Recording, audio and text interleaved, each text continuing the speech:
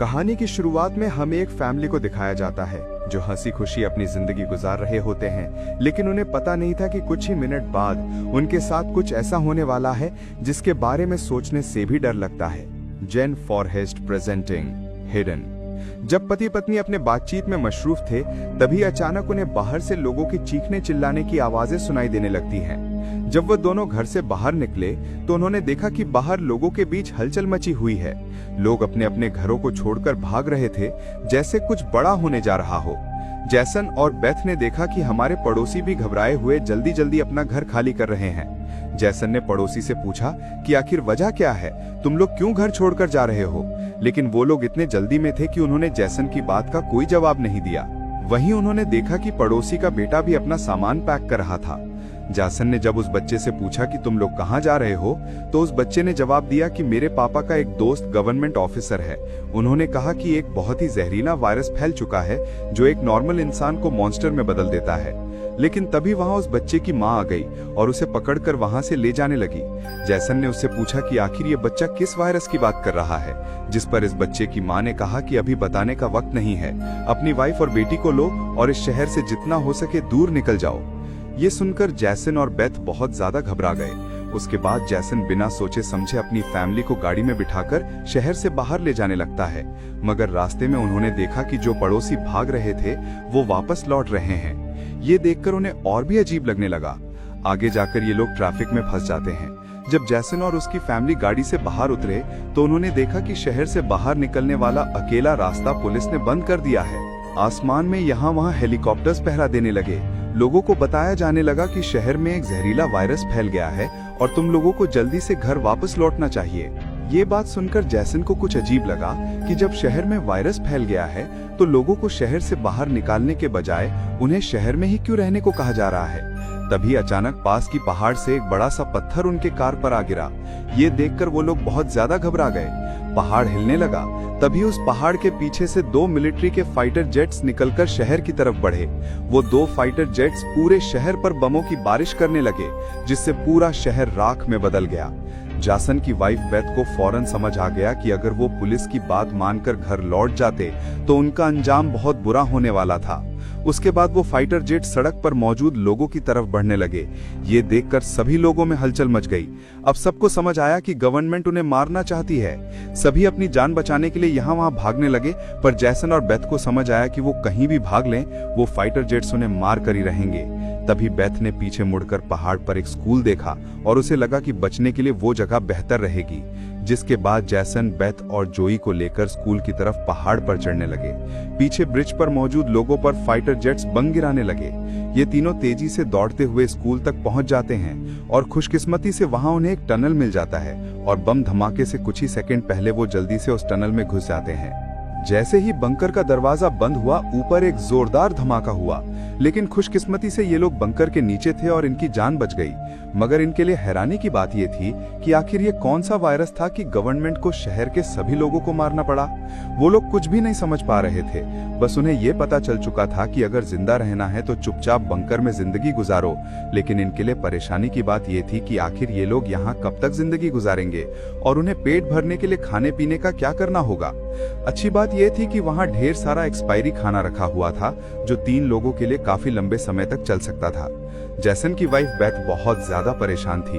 वो अपनी बेटी जोई के बारे में सोचने लगती है कि अगर ये बीमार हो गई तब इसका क्या करेंगे। और बेथ दरवाजा बंद करते समय उसका हाथ भी लग गया था, जिसमें काफी गहरी चोट आई थी। वो दोनों इस बात को लेकर भी घबरा रहे थे कि कहीं इस जहरीले वायरस ने उनकी बॉडी पर भी अटैक न कर लिया हो। लेकिन अभी ये सोचने का वक्त नहीं था। उन्हें अब इस बंकर को सेफ बनाना था ताकि ऊपर बंकर का दरवाजा कोई खोल न सके।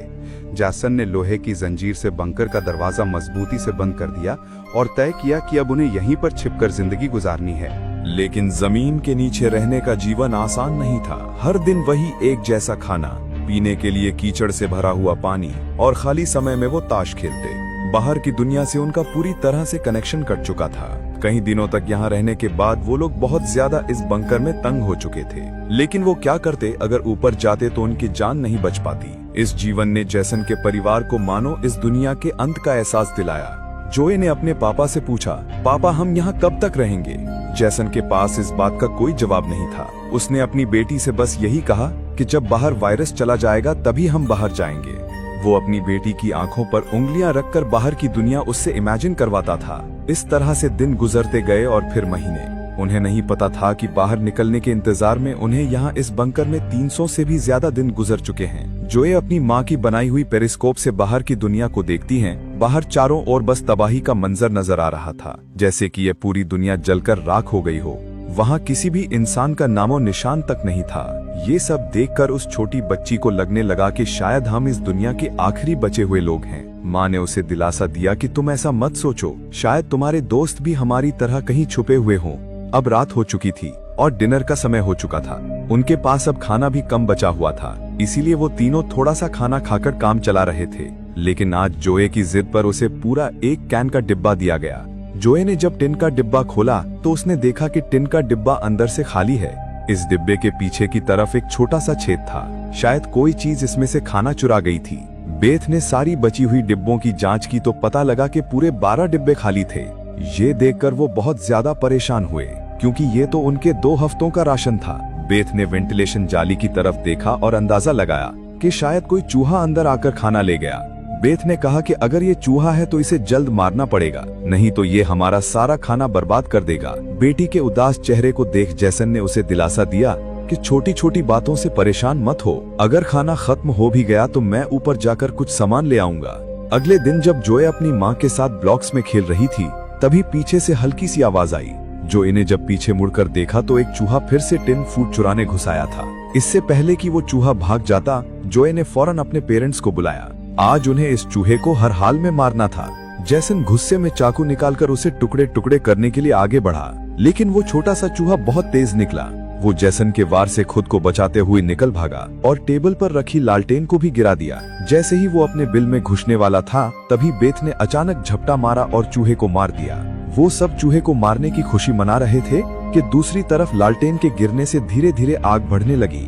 जैसन दौड़कर उस लालटेन को बंद करने लगा, लेकिन वो लालटेन बहुत गर्म था, जिससे जैसन का हाथ जल गया और लालटेन का शीशा फटने पर पूरे टेबल में आग लग गई। बेथ ने पर्दा फाड़कर आग बुझाने की कोशिश की। जैसन ने नल से आधी बाल्टी पानी निकालकर उस आग पर डाला। जैसे तैसे करके उन दोनों ने उस आग को बुझा लिया, लेकिन खतरा अभी टला नहीं, बल्कि अब उनके लिए और भी मुश्किल बढ़ने वाली थी, क्योंकि आग तो वो लोग बुझा चुके थे, मगर आग से निकलने वाले धुएं ने पूरे बंकर को धुएं से भर दिया था और वो धुआं धीरे धीरे वेंटिलेशन जाली से ऊपर की तरफ निकल रहा था। ये देखकर वो सब घबरा गए, क्योंकि ये धुआं उनका वहां होने का ठिकाना जाहिर कर रहा था। अब सब लोग सांस रोककर बैठे थे। जैसन ने कहा कि शायद रात का अंधेरा धुएं को छुपा लेगा और किसी को हमारे ठिकाने के बारे में पता नहीं चल पाएगा। वो तीनों डर के साए में पूरी रात जागते रहे। अगली सुबह उन्होंने खुद के तसल्ली के लिए पेरिस्कोप से बाहर झांककर देखा तो उनके पैरों तले जमीन खिसक गई। उन्होंने देखा कि बाहर तो पूरा धुएं का गुबार उठा हुआ था। ये देखकर उन लोगों की बेचैनी बढ़ने लगी। उन्हें पूरा यकीन हो गया था कि उनके ठिकाने का राज खुल चुका है। तभी बेथ ने कहा कि अगर धुआं उठा है तो उस पास राख भी जमा हुआ होगा, जिसकी जांचबीन करते हुए हमारे ठिकाने का पता चल सकता है। इसीलिए अब हमें राख की सफाई करनी होगी। जिसके बाद पति पत्नी ने बाहर जाकर सफाई करने का फैसला किया। जाने से पहले जसन ने अपनी बेटी जोए से कहा कि जो मुझे प्रॉमिस करो कि बाहर से चाहे तुम्हें आवाज आए या फिर कुछ भी हो जाए, बस तुम्हें बाहर नहीं निकलना है। बेटी से वादा लेने के बाद उन्होंने दरवाजे की जंजीर खोली, बाहर की आवाजों को ध्यान से सुना और जब यकीन हुआ कि बाहर कोई भी नहीं है, तब दोनों ने मिलकर बंकर का दरवाजा खोला और बाहर निकल गए। अब उनकी बेटी अकेली अंदर रह गई। वो अपने पेरेंट्स का इंतजार कर रही थी, लेकिन बहुत देर तक इंतजार करने के बाद भी जब उसके माता पिता वापस नहीं आए तो उसने स्टूल पर चढ़कर दूरबीन से बाहर के हालात देखने लगी। जल्द ही उसने देखा कि उसके माता पिता बंकर के दरवाजे को छुपाने की कोशिश कर रहे थे, लेकिन तभी जोई ने कुछ ऐसा देखा जिससे उसकी सांसें गले में अटक गई। उसने देखा कि दूर जंगल में एक काली परछाई तेजी से उनकी तरफ बढ़ रही है। बच्ची ने जोर से चिल्लाकर पापा को पीछे देखने को कहा, लेकिन दूरी बहुत ज्यादा थी, उसके माता पिता सुन ही नहीं पाए। घबराहट में बच्ची अपने डर को भूल गई और सीढ़ी पर चढ़कर बंकर से बाहर निकल आई। बाहर आते ही उसे एहसास हुआ कि उसके माता पिता वहां नहीं थे। बच्ची ने बेचैनी में जोर जोर से अपने माता पिता को पुकारना शुरू कर दिया। तभी पीछे से अचानक उसका मुंह किसी ने दबोच लिया। ये कोई और नहीं बल्कि उसकी माँ थी। कुछ सेकंड्स बाद एक जंगली हिरण का झुंड तेजी से वहां से गुजरा। हालांकि वो तीनों बाल बाल बचे, लेकिन बीट का डर और ज्यादा बढ़ने लगा। इन हिरणों का इस तरह भागना जरूर किसी खतरनाक चीज से बचने की कोशिश थी। सबको खतरे का अंदाजा हुआ और वो तेजी से वापस बंकर की तरफ भागे और बंकर के अंदर घुस गए। जैसन ने लकड़ी की पट्टियों से बंकर का दरवाजा बंद किया और लोहे की जंजीर से उसे कसकर बांध लिया और सबको बिल्कुल खामोश रहने का कहा। तभी उन्होंने ऊपर से कदमों की धीमी आहट सुनी। ऐसा लग रहा था कि जैसे कोई बंकर के दरवाजे की तरफ आ रहा हो।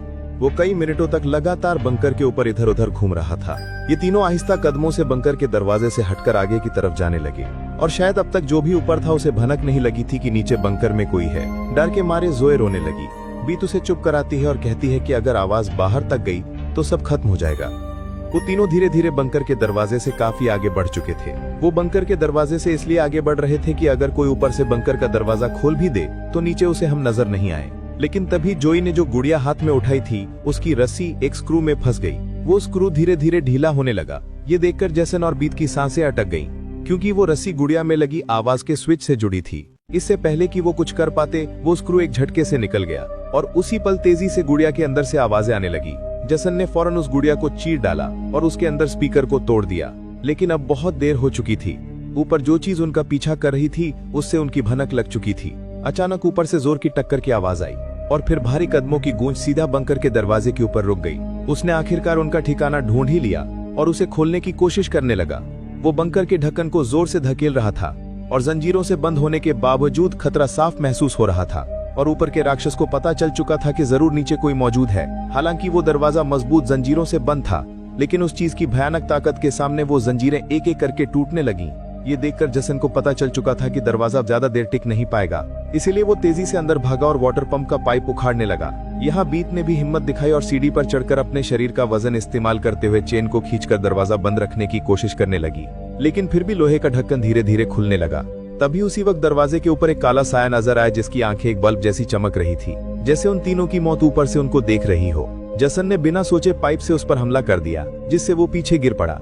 जसन ने जल्दी से वो पाइप दरवाजे में फंसाकर दरवाजे को बंद कर दिया और वो चीज वहां से भाग जाती है। लेकिन जसन का शरीर अब भी बुरी तरह कांप रहा था। वो कभी सोच भी नहीं सकता था कि बाहर की दुनिया में न सिर्फ बेरहम सोल्जर्स थे, बल्कि खतरनाक राक्षस भी घूम रहे थे। वो पूरा परिवार सीढ़ियों के पास मायूस बैठ जाता है, क्योंकि अब उनका ठिकाना उजागर हो चुका था। अब किसी भी वक्त उन पर हमला हो सकता था और उन्हें इस बात का अंदाजा भी हो चुका था कि इस बार तो एक आया था, लेकिन अगली बार जब वो आएंगे तो उनकी तादाद काफी ज्यादा होगी और हम उनके सामने कुछ नहीं कर पाएंगे। थोड़ी देर बाद अचानक अलमारी हिलने लगी। जैसन और बीत समझ गए कि उसने अपने बाकी साथियों को भी बुला लिया है। ऊपर से तेज कदमों की आवाजें सुनाई देने लगी, मानो हजारों जीव उनके सिर पर दौड़ रहे हों। फिर वो सभी बंकर के दरवाजे पर इकट्ठा हो गए। उनके डर से नीचे जैसन, बीत और जोई कांप रहे थे। तभी उन्होंने अचानक एक जबरदस्त हमला शुरू कर दिया। इस बार की ताकत पहले से कहीं ज्यादा थी। मजबूत लोहे का दरवाजा टूटकर नीचे गिरा और बंकर के दरवाजे पर ढेर सारी आंखें चमकने लगी, जिससे वो लोग डर के मारे पीछे की तरफ भागने लगे। लेकिन वो राक्षस भी उनके पीछे चलते आ रहे थे। बीत ने अपनी तेल की लैंप फेंक दी और उनके और अपने बीच पर्दे में आग लगा दी और अलमारी को पकड़कर दोनों ने उनके बीच का रास्ते को ब्लॉक कर दिया। वो सभी तेजी से बंकर के अंदर की तरफ भागने लगे, पर वो लोग जानते थे कि अब ज्यादा देर नहीं टिकेगा। ये सब उन्हें ज्यादा देर नहीं रोक सकते। उनके पास अब बचने का कोई रास्ता नहीं था। तभी बच्ची को जमीन की ओर खुलने वाला एक वेंटिलेशन दिखाई दिया। जैसन ने ताकत से उसे तोड़ा और पूरी जान लगाकर अपनी पत्नी और बेटी को बाहर की ओर धकेल दिया। लेकिन जब खुद बाहर निकलने की कोशिश की तो तंग जगह के कारण वो अटक गया। दूसरी तरफ राक्षस उसकी ओर बढ़ रहे थे। अब जैसे तैसे करके जैसन को यहाँ से निकलना था। उसे कोई दूसरा रास्ता नजर नहीं आया, इसलिए उसने अपने कंधे की हड्डी तोड़ डाली, जिससे वो दर्द से चीखने लगा। पर जल्दी से वो खुद को संभालकर वेंटिलेशन में घुस गया। बेथ बिना समय गवाए पूरी ताकत से जैसन को बाहर खींचने लगी। जैसन जैसे ही बाहर निकलने ही वाला था, तभी एक विशाल जीव ने आकर जैसन के पैर को पकड़ लिया। जैसन समझ गया कि अब उसका बच पाना नामुमकिन है। अब भाग निकलने की कोई उम्मीद नहीं थी। जैसन ने अपनी पत्नी से आंखें मिलाते हुए कहा कि जो भी हो जाए जोई को कुछ नहीं होने देना, और अगले ही पल वो राक्षस उसे बंकर में खींच लेता है। लेकिन जैसन बंकर में राक्षस से डरने के बजाय उनसे कहता है कि आओ, देखता हूँ तुम में कितना दम है। बेथ और जोई ने जब नीचे देखा तो बंकर में से तेज चीखने की आवाजें आ रही थीं। बेथ समझ गई कि उसका पति उन्हें भागने का समय देने के लिए लड़ रहा है। वह दर्द में भी अपनी बेटी को लेकर वहां से निकल पड़ी और राक्षस से बचते हुए वह काफी दूर आए। लेकिन भागते भागते उन्हें कुछ अजीब महसूस हुआ। उन्होंने देखा कि जो हाईवे बाहर की दुनिया तक खुलता था, अब वहां ऊंची दीवार खड़ी थी, यानी अब इस शहर से कोई भी बाहर नहीं निकल सकता है। तभी वहां हेलीकॉप्टर दूर से उड़ता हुआ आया। जब बेथ ने पीछे मुड़कर देखा तो वह एक आर्मी हेलीकॉप्टर था। वह हेलीकॉप्टर तेजी से उनके पास आकर उन पर अपनी तेज स्पॉटलाइट चमकाई। ये दोनों जैसे ही वहां से भागने वाले थे, तभी ऊपर से उन पर एक बड़ा जाल आ गिरा, जिसमें ये दोनों फंस गए। वह दोनों हर एक संभव तरीके से जाल से खुद को छुड़ाने की कोशिश करने लगी, लेकिन जाल ने इन दोनों को बुरी तरह से जकड़ लिया था। बेथ ने जाल की जाली के बीच से देखा कि कुछ हरी आंखों वाले काले साए उनके पास आ रहे हैं। तभी यहाँ हमें कहानी का असल राज मालूम हुआ। ये जो बंदूक था में पीली आंखों वाले लोग जिसे हम राक्षस समझ रहे थे, ये असल में कोई एलियन या फिर वायरस से इन्फेक्टेड लोग नहीं थे, बल्कि ये तो मिलिट्री के सोल्जर्स थे जो गैस मास्क और नाइट विजन ग्लासेस लगाए हुए थे। वही आंखें जिसकी पीली चमक उन्हें किसी दूसरी दुनिया का दिखा रही थी। लेकिन सवाल आता है कि आखिर आर्मी वाले इन लोगों के जान के दुश्मन क्यों बने हुए थे?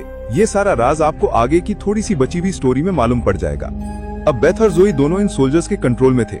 इनमें से एक सोल्जर ने एक बड़ी सी इंजेक्शन निकाली और दोनों के गले में बारी बारी से चुभा दी।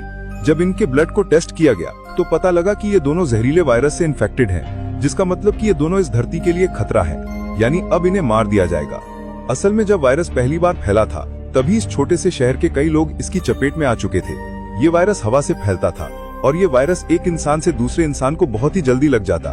इन्फेक्टेड लोग खुद भी नहीं जानते थे कि वे बीमार हैं और गवर्नमेंट के पास इस वायरस को रोकने का कोई एंटीडोट नहीं था। इन्फेक्टेड लोगों को मारने के अलावा गवर्नमेंट के पास दूसरा कोई रास्ता नहीं था। बेथ रो रो कर कहती है कि प्लीज मेरी बच्ची को जाने दो। जब बेथ ने देखा कि ये सोल्जर्स उसकी छोटी बेटी को भी नहीं छोड़ने वाले तो वह पूरी तरह गुस्से में आ गई। उसके चेहरे पर काले निशान उभरने लगे, लेकिन इससे पहले कि वो कुछ कर पाती, एक सोल्जर की गर्दन से खून का फवारा फूट पड़ा। वह कोई और नहीं बल्कि मौत से लौटकर आया जैसन था। दरअसल बंकर में जैसन मरा नहीं बल्कि वहाँ वो खुद पर कंट्रोल खोकर वहाँ सभी सोल्जर्स को मार डाला।